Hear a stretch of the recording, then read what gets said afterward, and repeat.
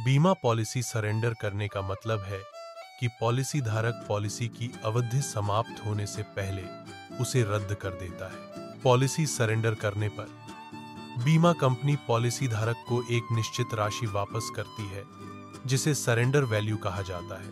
लोग वित्तीय आवश्यकताओं, प्रीमियम भरने में असमर्थता, पॉलिसी के प्रदर्शन से असंतुष्टि या अन्य निवेश अवसरों की तलाश जैसे कारणों से पॉलिसी सरेंडर करते हैं।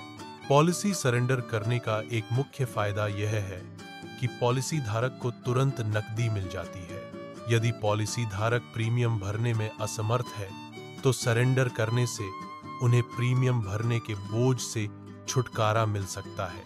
सरेंडर करने से पॉलिसी धारक को अन्य निवेश अवसरों में निवेश करने का मौका मिल सकता है, जो बेहतर रिटर्न प्रदान करते हैं। पॉलिसी सरेंडर करने का सबसे बड़ा नुकसान यह है कि पॉलिसी धारक को उनके द्वारा भुगतान किए गए प्रीमियम से कम राशि मिलती है।